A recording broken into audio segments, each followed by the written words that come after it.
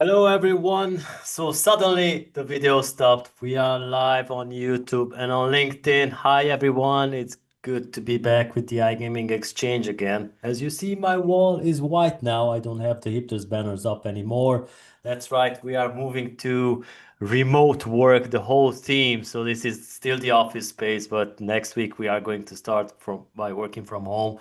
But I don't think that the audience today that we are reaching out to is not familiar with this kind of working because affiliates, let's face it, most of them sit around in their pajamas and earn millions at home. So today's episode is going to be about how affiliate networks are empowering startups in iGaming, and we have a great lineup of speakers here. Shmulik Segal from Media Troopers, the one and only Yoni City from WizTech, and of course, Alan Petrilli from AcquireBet. Hi, guys. Nice to have you here. Morning. Hey, how's it going? All good Great being here. here. All right. So, yeah, before we begin, let's do a quick round of introductions for those who are either don't know you or are viewing this recording in our knowledge hub. So, Alan, you go first. Hey, I'm Al Trilli, Managing Director of Require.bet. We run probably North America's largest sub-affiliate network called CasinoAffiliatePrograms.com, as well as we run a paid media agency directed directly at the real money gaming space in the North American market. Been in the space since 2011, done a couple of these, and excited to share the stage with Sam and Yoni, two of my favorite people. All right. Sam. My name is Sam Shmulik Segal. I'm the CEO of Media Troopers, affiliate company focused on regulated markets, mainly US and Canada, licensed in all the available jurisdiction in US, operating in Canada and other jurisdictions. I know Yoni for about 20 years. I know Alan for about 8 years, so I'm very happy to be part of this discussion. All right. Yoni. Ben, very happy to be here. I'm in Mexico, so it's a bit early, so excuse the croaky voice. The tequilas are getting to me. 21 years in the iGaming space.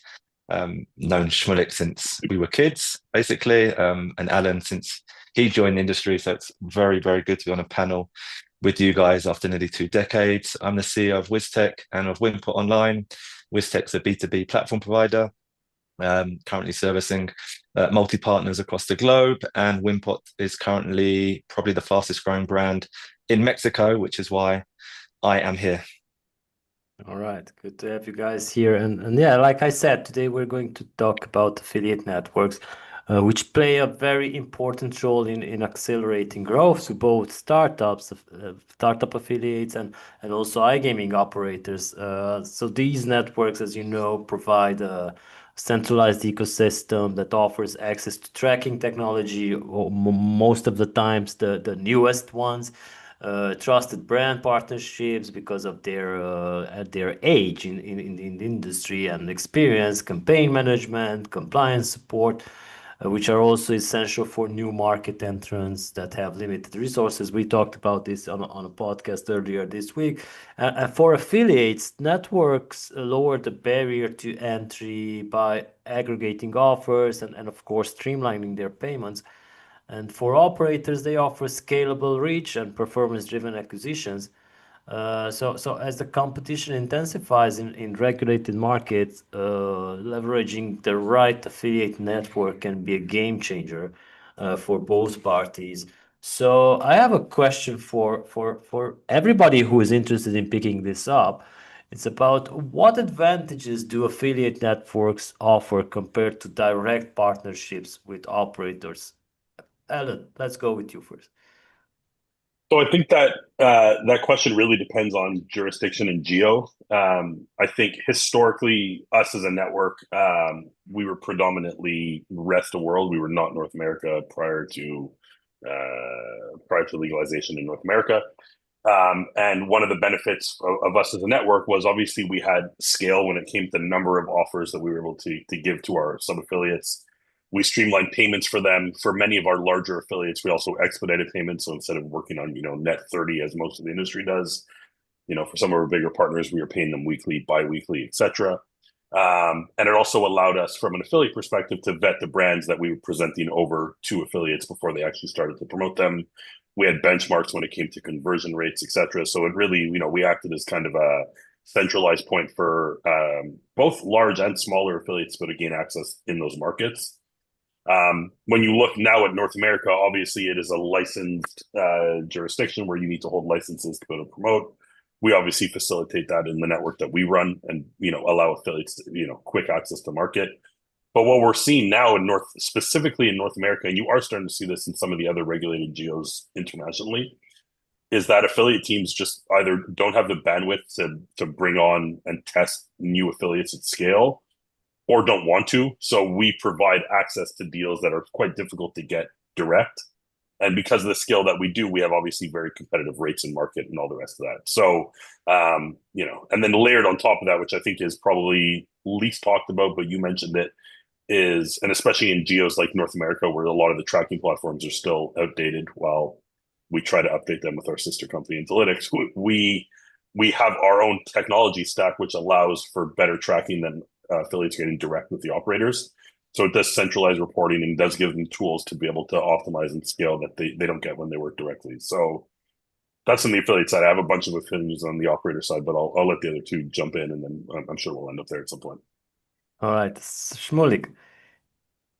Yeah, so as you can see from Alan and myself, unfortunately, affiliates are no longer guys in pajamas making millions from their back home. And it's a part of the maturity of the industry. And you see now few affiliate companies are actually public companies, are unlisted, making it much more difficult, much more complicated to work with the operators, as Alan mentioned. I think when you look at not necessarily small, but when you start to look into a new vertical, whether it is not knowing anything about gaming or sportsbook, or whether you want to go to a new jurisdiction that you don't work with, you have quite a lot of work to do when it comes to actually delivering the players, actually being able to generate value for the players in order for you to be able to generate players for an operator. So you are quite busy in that aspect of the things. When you contact the affiliate networks, you already have the ability to have only one point of contact for all the brands. And in addition, you get a lot of insight of what can actually work for you. When it comes to, I would say, the offline marketing, you might look at the advertiser and think, yes, this is a very, very big advertiser. It means for my traffic, whether I'm bringing it through SEO, through social channels, through influencer, it will work amazing as well. Unfortunately, it's not always the case. You get a lot of insights from those affiliate networks, and you are free to focus on what is important, is to be able to generate customers, which unfortunately is not easy. It's not easy as it used to be. All right, so this expression of millionaires in pajamas actually should be trademarked by one of the from somebody from Israel, Tal Ron. He was the one that first said this about 10 years ago at our conference. So Yoni, what's your take on this? So speaking from an operator perspective, I think it's just the ease and the consolidation of everything, having one point of contact for all things, whether it be invoicing, tracking issues, quality issues. It just makes it much easier to have that one person to speak to than multiple. As someone who also used to be an affiliate back in the day, working with a kind of offers wall, I know it can be very, very difficult to generate that traffic. And I know today as an operator, if I were to go to a new market, I would go first to the networks. So that gives me that speed to market rather than having to hunt down many, many smaller to medium-sized affiliates. And as we've seen in the market, the affiliate network space has consolidated into a much more professional space than it was 6, 7, 8 years ago, where, okay, maybe it wasn't, millionaires in pajamas, but it was individual sites that were working on SEO or buying traffic. And those sites have been eaten up or acquired by the bigger brands, and some of them have gone on to become public limited companies. So the ease of just saying, like, we're now in Mexico, let's take the top 4 or 5 networks. They can generate the same amount of traffic. It'll be less work for my affiliate team having to deal with multiple affiliates, my finance team having to deal with multiple invoices, chasing payments and all these types of things. So from an operator, for me, it's definitely speed to market and the ease of having everything consolidated into 1, 2, or 3 different people, companies, or whatever. All right. So let's also talk about new affiliates, because somebody who was supposed to join our panel today and missing has posted on LinkedIn about a week or two that one of the uh, big conference organizers from Malta is using their news website to list casinos and sports betting companies as an affiliate now. They were serving the B2B sphere, but now they also decided to add this feature to their website. We also own many news websites and we accept sponsored posts with, of course, links in them, do follow links, etc. But I'm interested because many from these B2B news websites are starting to implement this type of affiliate marketing on their website, maybe pushing the traffic from what they have from players, or I don't know. But guys, how can new affiliates stand out within a crowded network environment, as Yoni mentioned, because it's much more easier to go to a network than just start individually. So new affiliates, do they still have a chance? Alan? Look, I think there's a significant shift in how traffic is generated in every digital industry currently, but big time in ours, right? Like obviously, and I don't want to keep this only North America, so I'll keep it kind of worldwide. Your traditional SEO websites are getting hammered. AI is coming, or it's here, or wherever you want to think. We can't ignore it. And I think with us as a network, when we're looking at, hey, who do we want to work with from a new publisher perspective? We're really looking at incremental traffic opportunities on top of what we already do, and people that are thinking outside the box in terms of new types of traffic. Like the reality is this industry shifts quite quickly. We generally lag behind other industry when it comes to types of traffic that are accepted, types of traffic that are even understood. Part of that is a lot of the tracking issues that we Probably face. compliance, probably. I would say a couple of things, like our tracking and our marketing tech stacks of most operators are far behind other industries, so that does pose challenges. And then obviously you have compliance and all the rest of that, age gating, etc., which are obviously more important in our industry than in others. But for us, when we're talking to new publishers, it's like, hey, who's doing something new and different that we can bring to operators that they want? And that's not to say, hey, like we don't work with new SEO affiliates or new guys who are buying PPC. Like obviously we do, but for us as a network, and what we hope will help us stand out is that we're bringing incremental opportunities to operators, because that's where our value really is. And I think when Yoni said before, from an operator perspective, it's easier to work with networks because they get scale and they get ease of operations, etc. I do think networks in general, we play a pretty important role at setting like a fair ecosystem between operators and publishers, right? If you look at how we operate and how we sustain growth over time, we have to be trusted by operators because they're who pay us, right? If we break trust or we do something that ends up, getting us cut, then our revenue opportunities diminish. And also on the affiliate side, like we have to be working with partners who are trusted and who are able to actually drive incremental value and compliant traffic, so that we don't get cut by the operators, and that we give the affiliates what they need. So we do kind of level the playing ground, as opposed to when affiliates and operators work direct. There's kind of like a battle there with us, because we, and I say us, ourselves and other networks, we kind of have to keep everyone happy, so that leads us to ensuring that we're doing things properly. And I think that's how it's run. All right, Sam.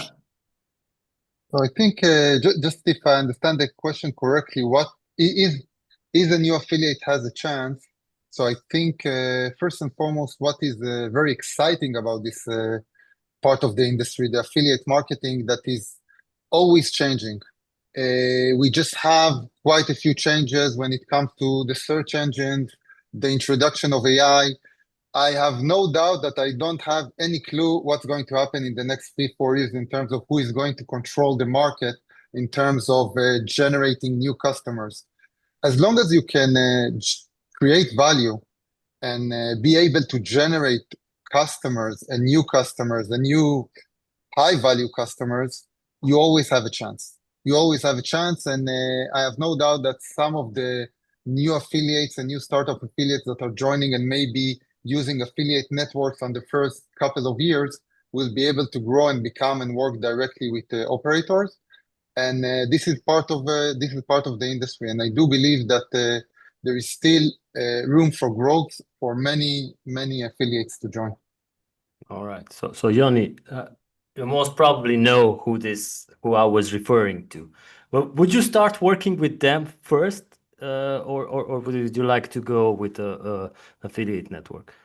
I can understand why some people will, because of the prestige of who they are and the amount of PR they do. I'm maybe slightly more old-fashioned and old school. I prefer to go with tried and trusted. So I would approach an Alan or a Sam because I have a relationship with them, and I feel much more comfortable working with people that I know that would be less risky, not someone who's new to the market. I do echo what Alan said though in regards to our industry, and I actually said it on a recent podcast that I did, that we have lacked innovation over the past decade. If you compare us to fintech, travel, multiple different verticals, and we haven't really evolved. But then what Sam said is also very, very true. And I think this is going to be the next thing. It's going to be AI. So for affiliates to stand out, or new affiliates to stand out, it's extremely difficult to do it through SEO means, because of the changes that was mentioned before. And it reminds me of a story that when I first started working in industry, probably in 2004, there was a professor in Oxford who wrote a quantum theory, and he called his quantum theory the casino quantum theory. He was a professor from Oxford, never gambled a day in his life, never been to a casino. This was picked up and put #1 in Google for about 3 or 4 weeks. Everyone was hounding him. Everyone was giving him money. He was a really nice guy, ended up making, I don't know, £50,000 in a month. It was like nearly a yearly salary for him.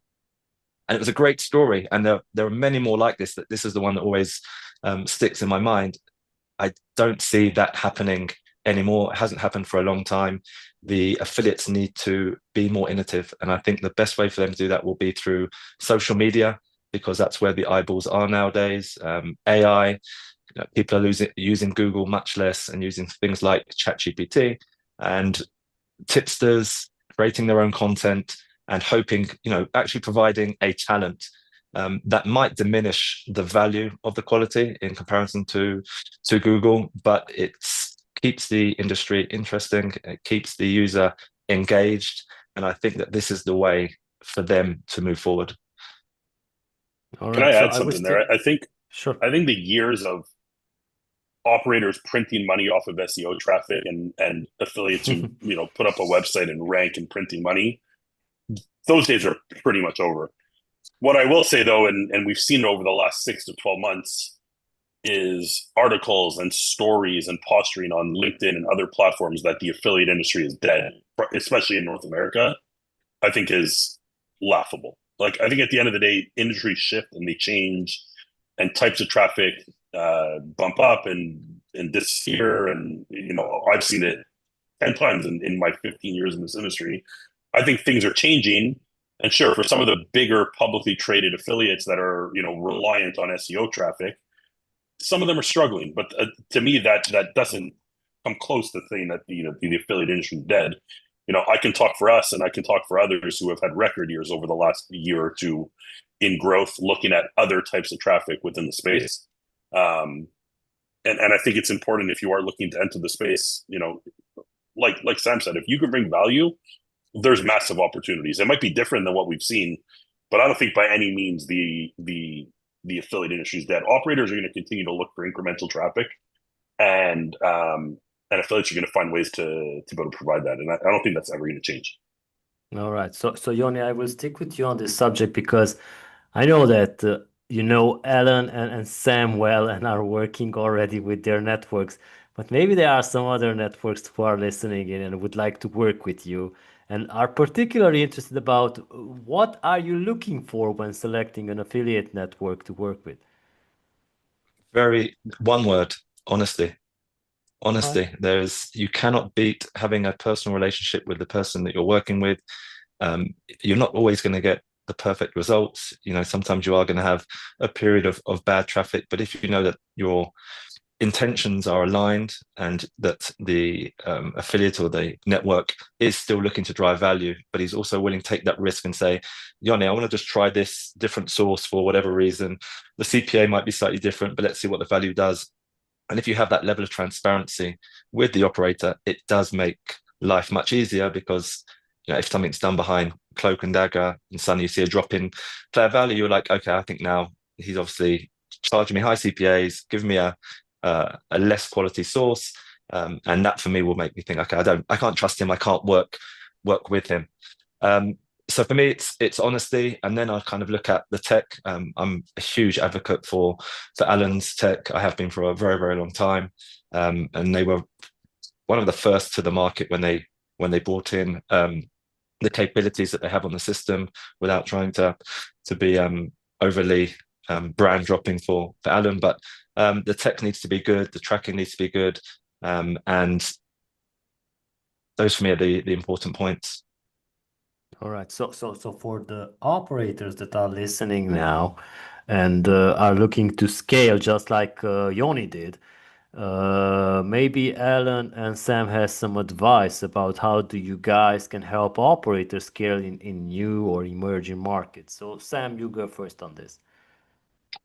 So it's again, as Yoni said, when you're opening up a new brand, a new jurisdiction that you're working in, you have a lot of things to handle.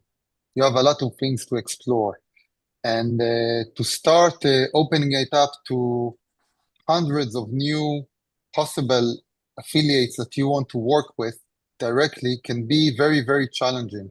Usually, you don't have the relevant workforce. I think both Alan and I saw it in the US, where actually there is not a lot of experienced people, at least 4 or 5 years ago. Now it's in a better shape because all these people gain experience in the past 4 or 5 years. So this is the thing that you're looking for. You're looking to be able to scale fast, to be able to try multiple channels because you don't know what is best for your brand or product or specific jurisdiction. And this is how you gain this opportunity.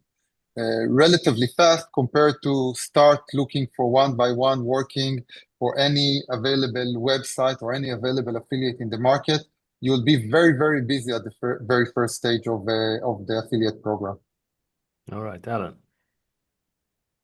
Look, I'd say number one, and Yoni touched on this, is tech stacks. Like at the end of the day, now our biggest US partners are ones with good technology stacks that have good tracking, that have the ability to process data in real time, dynamic sub IDs, like real time reporting.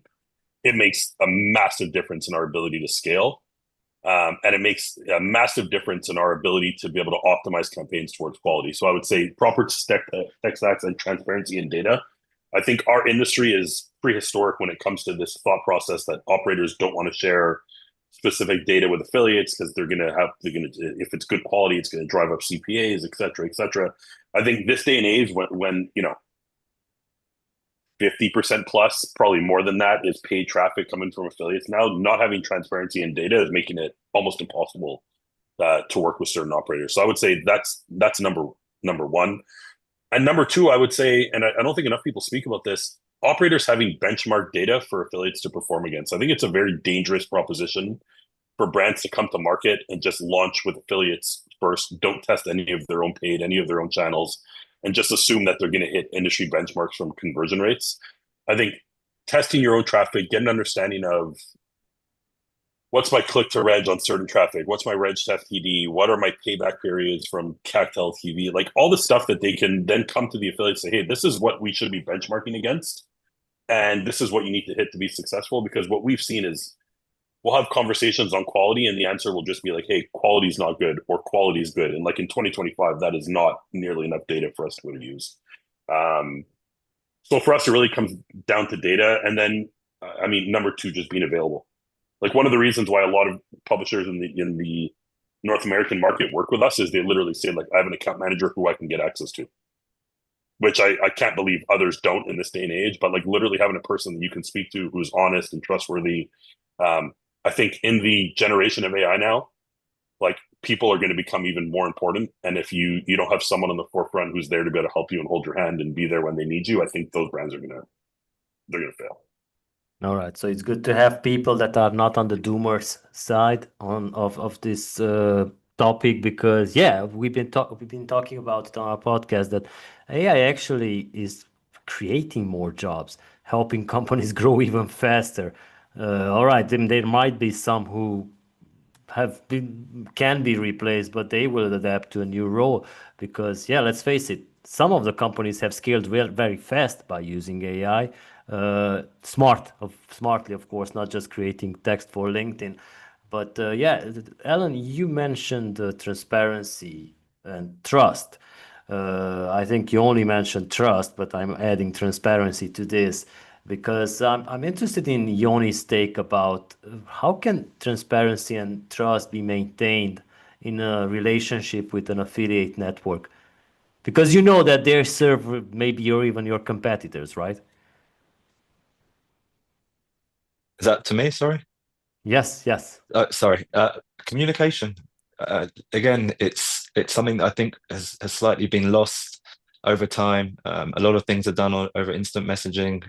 Everything wants to be done fast. I don't think you can beat a face-to-face meeting, building relationships with these people.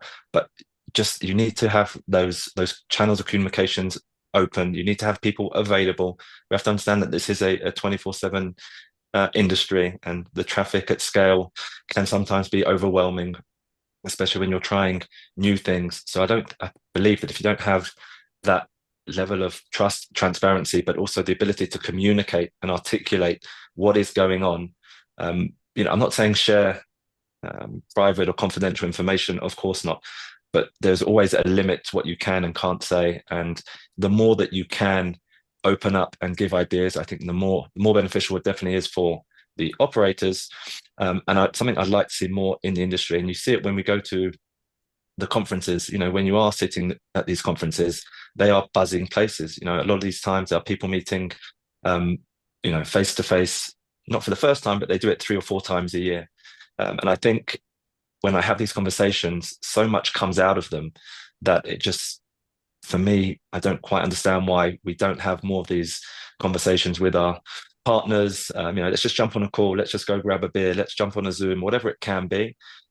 I think that is something that's slightly lost recently, but I think it's something that's super important for me as an operator, and also when I was working as an affiliate.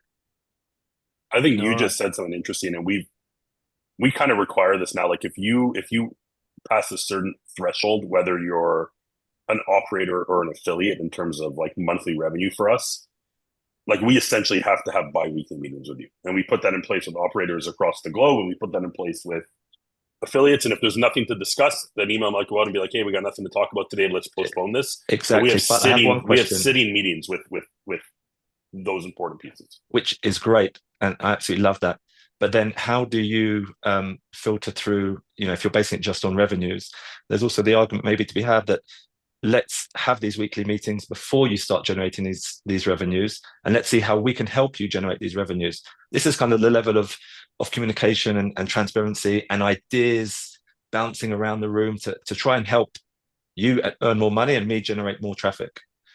Yeah, I think it's a feel thing, right? Like if we feel like there's momentum, or if we feel like there's an opportunity, we always say like the hardest thing to do in this industry is generate the first handful of FTDs for a brand. Yeah, it's a lot harder to go from 0 to 100 than it is to go from 100 to 1,000. It's just to get things started and get the data and be able to build that relationship. So I definitely agree with you. Obviously, there's a lot of affiliate programs out there that aren't interested in speaking to you until you've generated, revenue for them. And I get that to some degree, because there are a lot of time wasters out there. But I think if you come highly recommended, like spending that time early on both sides of the coin there is really important for growth. All right, Sam, how do you ensure that your clients can still trust you, and are you fully transparent with them? So first of all, I want to touch a point on what Yoni said. we had this big experience during COVID, how we can live our lives without being actually face to face, doing discussions, doing actual face to face conversations. And I think this is a very big key to that relationship, is to be able to be very much in touch with the operator, to understand what is happening, to see what's going. Just if we go back to the operator's advantage, the fact that he's working with bigger affiliates or affiliate networks allow him actually not to have these conversations all day long, because if he has 1,000 affiliates in his program, he cannot really discuss with them on a weekly basis or a bi-weekly basis, because he has too many. So I think this is the key here. The key here is to have open, what Yoni said, communication. We need to speak to people. We need to do the calls. We need to have open camera during Zoom meetings, and we need to attend as many conferences as possible. There are some operators that are very, very challenging in that aspect. They will visit one conference a year. They are not very much attending over the phone, and it's a very big challenge because we do want to be in communication. We do want to be transparent as much as possible with all of our operators and clients. But the issue that you also have with the conferences, sorry, just to lump in, they're also expensive for operators. Take a stand at some of these big conferences is a huge, huge cost to the operators. To fly people without taking a stand, hotels, spending money, insurance, all these types of things, it's a big, big cost. And, as an industry, I don't like that we try and rely on 4 times a year to meet face to face. And for me, it also, it's harder to have a half an hour, 45 meeting than it is just to type on WhatsApp over the day. And I'm not saying the younger generation, like I'm a 70-year-old man, but there is that element of, people like things to be easy. They don't really like to put in the hard work. Before I have a meeting, before this podcast, I went out, we did some research. I'm sure everyone did the same thing. We wrote some notes, we got prepared. And it's maybe more harder, maybe more time consuming, but I think this is where I believe the added benefit is to people that I work with in the industry. All right. And yeah, in regards to conferences, it's not just 4 per year that they need to attend. There's like 2 or 3 conferences happening every week, and which is good, because every time I hear somebody say that there are too many conferences, I said, shut your mouth, because this is what it's all about. Oh, you would tell me very quickly to shut my mouth because I have an opinion on that one. But you can choose. You can attend the conference this year and then go to the other one the next year and skip out on this one, go to the other one, have different crowds. Why not? Not just like have 4 big conferences and that's it. Okay, we just go to these events. I'm not saying you should come to our conferences because we're always sold out, but like, go explore. There's other conferences around the world that you might see. Okay, Alan will not agree, as he said.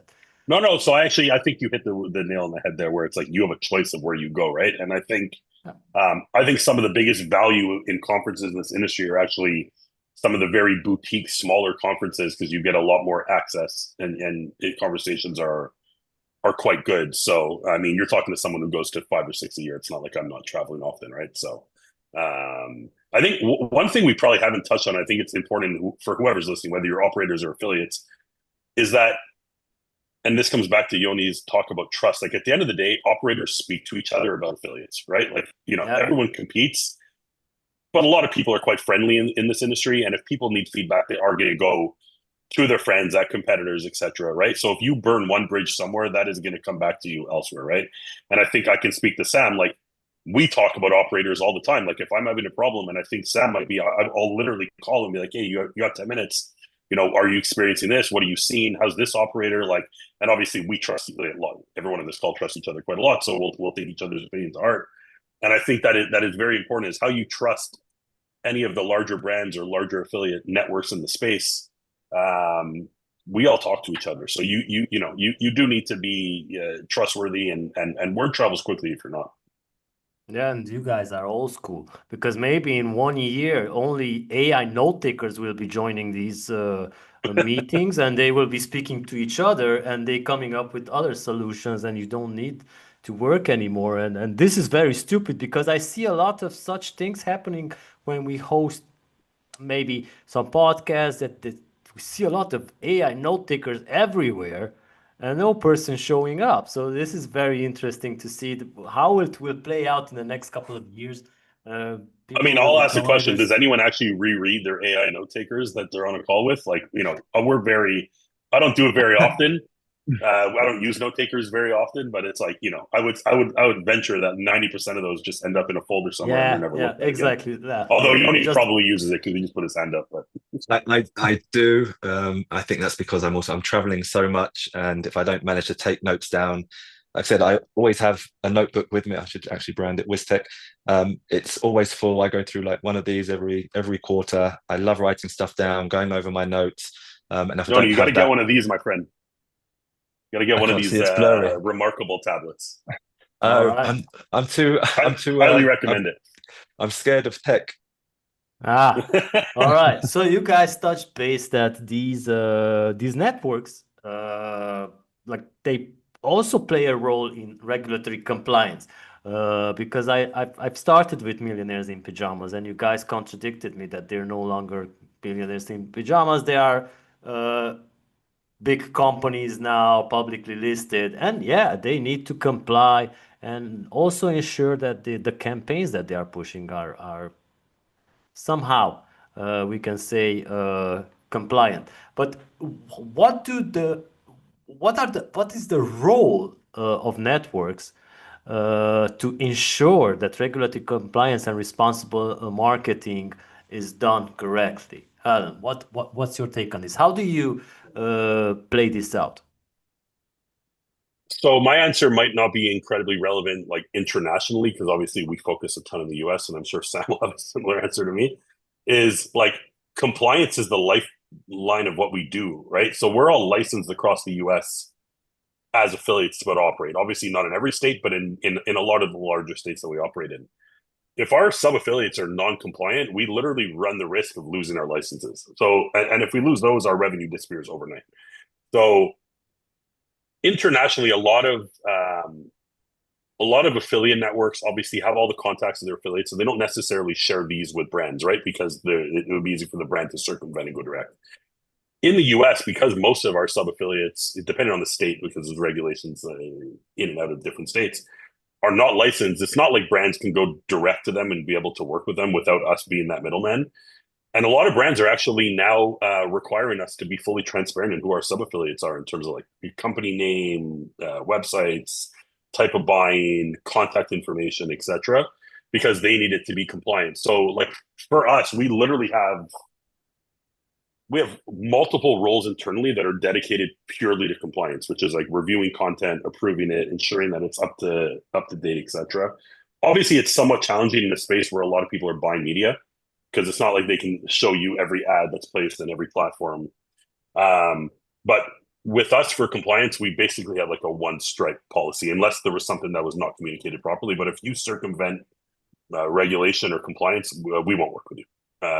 We generally don't give you a second chance, because like I said, we can literally lose our business if we're not. So we take it incredibly seriously. All right, Sam, what's your take on this? How do you guys work with to ensure that regulatory compliance standards are met?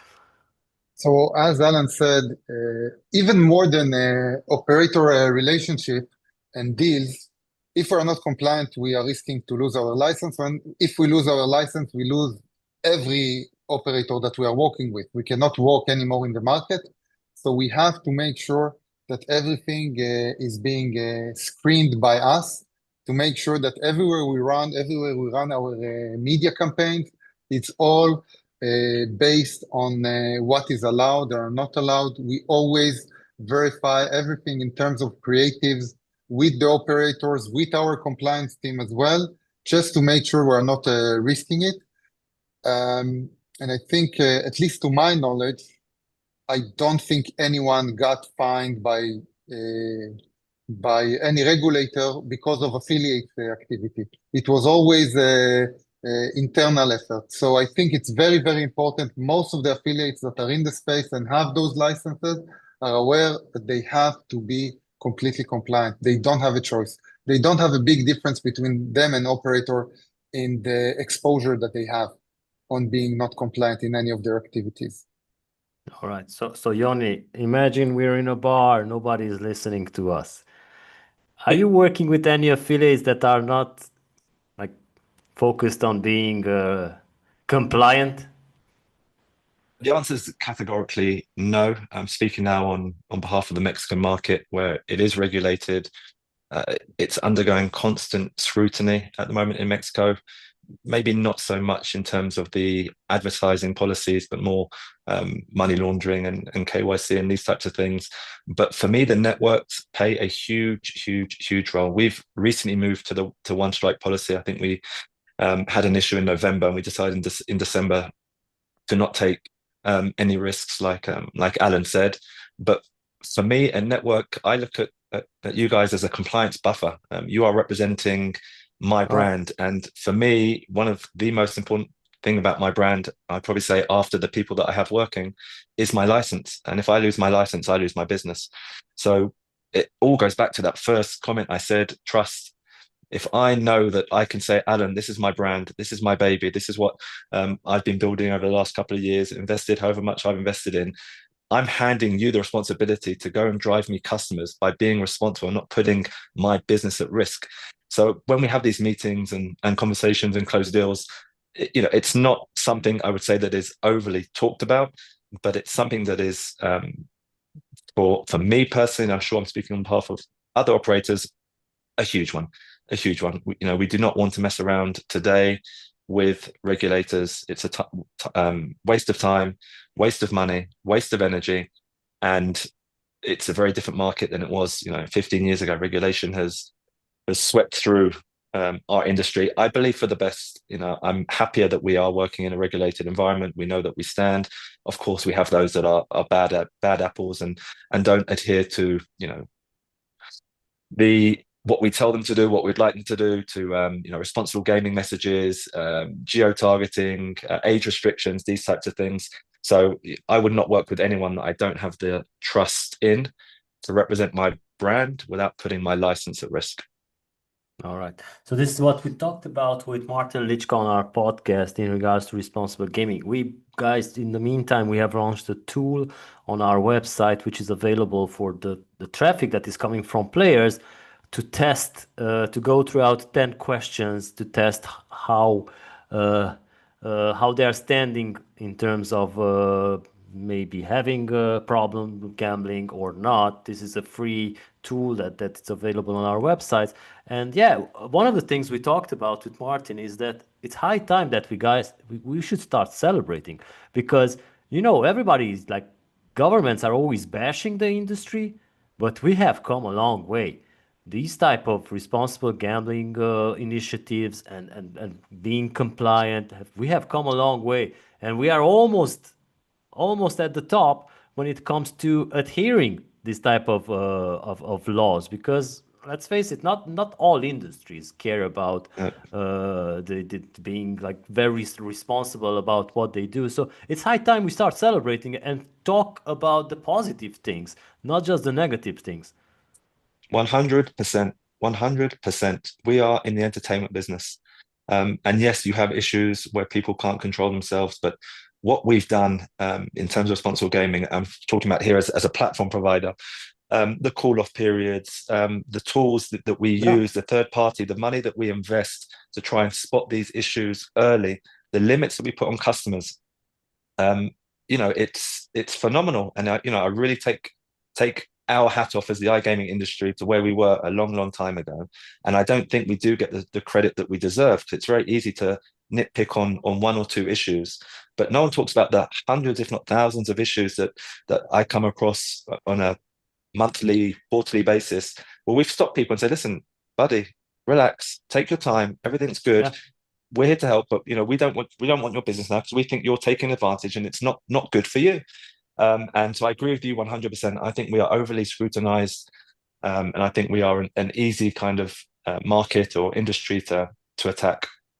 Yeah, we will do our best to share only these success stories to have finally some good words about the industry. So guys, I'm also interested about how can affiliate networks adapt to these rising tech trends, because Alan mentioned that we're far behind on some of the industries, but is the industry taking advantage of AI and automation in the iGaming space?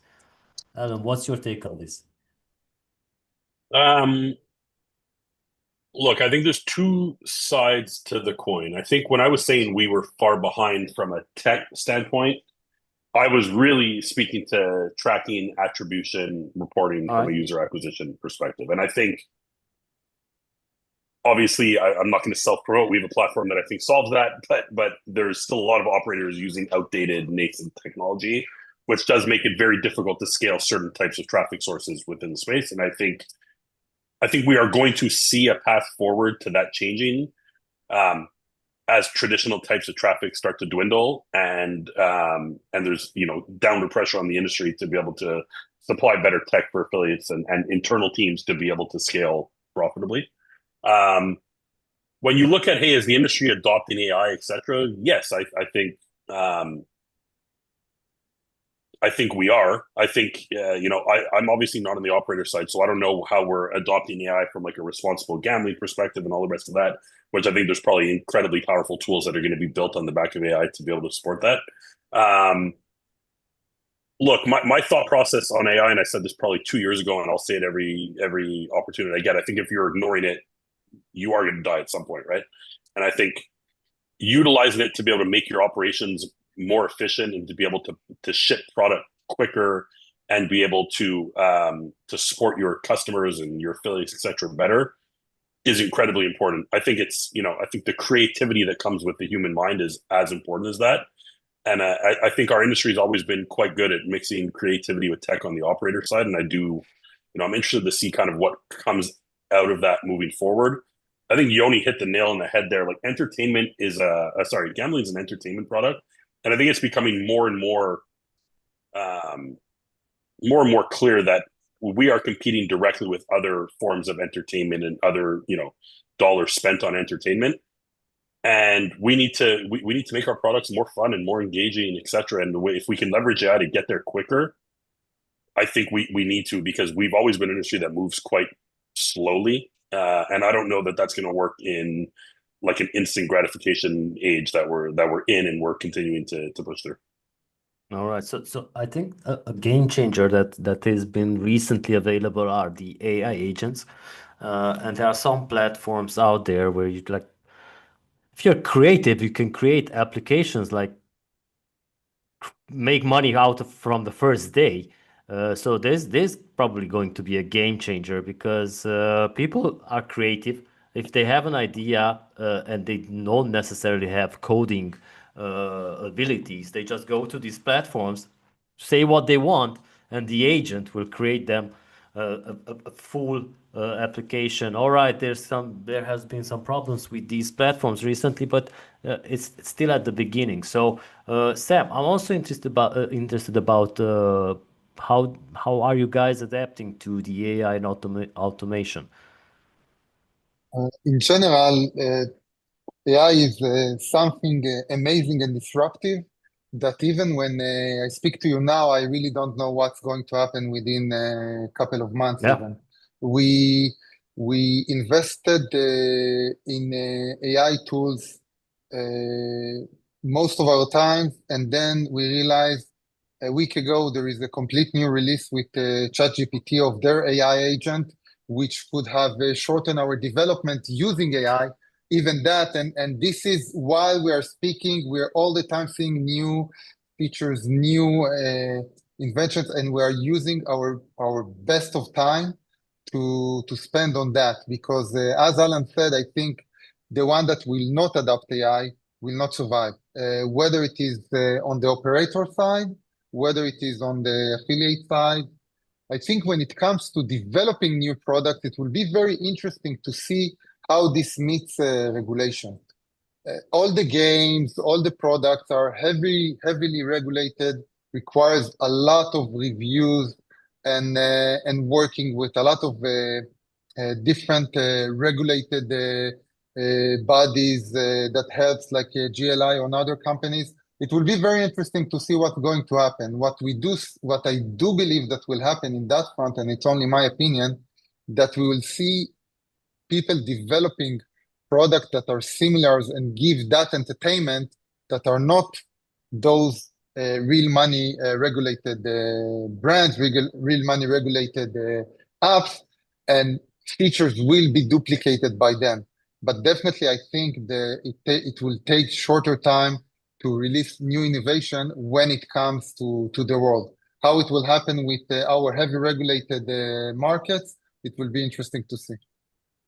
Especially given the fact that it also depends on which part of the world you are living in. Because if you're living in the EU, in terms of AI, the regulation is crazy. Like they're basically like stopping all innovation because of the stupid rules, while in other parts of the world it runs freely. Even with these agents, it has been very hard for OpenAI to have these agents available on the platform for European users, because it has been already working in the US for a couple of months now, but we did not have it here. So it's just now released it here as well. So Yoni, what's your take on these trends? But we cannot, I think it's stupid to call them trends, because this is not something that will go away.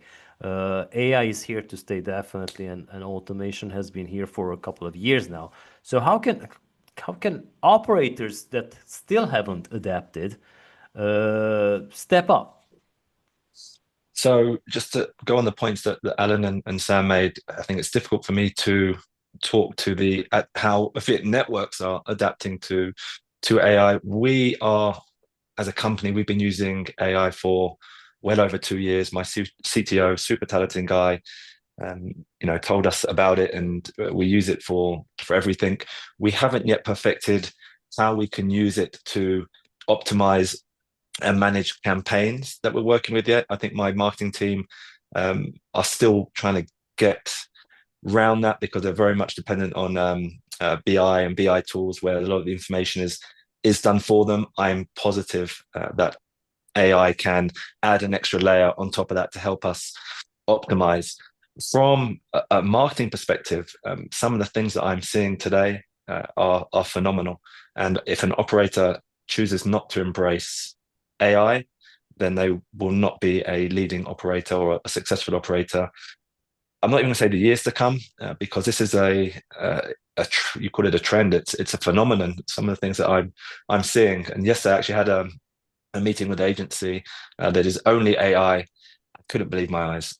Honestly, even the room I was in, I wasn't sure if it was real, fake. It's phenomenal, and it's going at such a pace that if you do not embrace it and do not try and maximize and learn from it, you're going to be left so far behind that it will be too hard for you to catch up. So it's here to stay. You have to learn how to use it. You have to embrace it. It's a good tool. It's a great tool, and it's only going to get better every day, to be honest. So I think that's where I stand on it.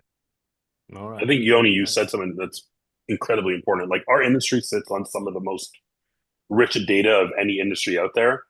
And whichever operators figure out how to utilize AI to be able to take that data, manipulate it, and spit out actionable insights for you from a campaign management perspective, from a CRM, from what offer should I be pushing at what time, personalization, like all the rest of that, I think will quickly become a major player in the space. And you touched on campaign management, etc. Some of the things that we use AI within our agency is obviously for creative iteration, copy, all the rest of that, being able to pump out tons of creative for A/B testing.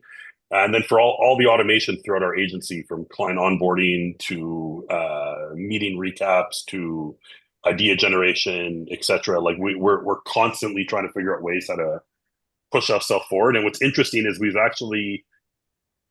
we've increased the amount of people in our agency because of our need to be able to leverage AI. So it's not like we're not trying to fire people and replace them with AI. Yeah, exactly. We're trying to hire smart people that can then leverage AI to be able to, instead of going from 1 to 2, go from 1 to 10 very, very quickly. And I'm not saying that, people in the larger industry, some won't lose jobs due to AI, but it's always been that way, where technology is going to force change. And I don't think it's any different. All right. All right, guys. So thank you so much for your time and for your inputs. This has been very valuable, and I hope that our audience feels the same way. They have been with us on LinkedIn and on YouTube, and this will be, of course, available as a recording in the Knowledge Hub. So, guys, I wish you all the best and have a great summer because I think the holiday season is still here. Vacation time for all those happy faces. So yeah, take good care, everyone.